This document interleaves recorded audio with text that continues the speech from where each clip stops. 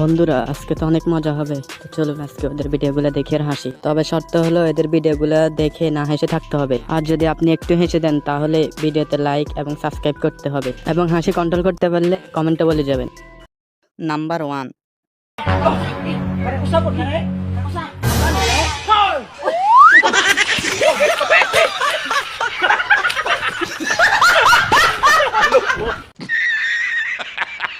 Number 2।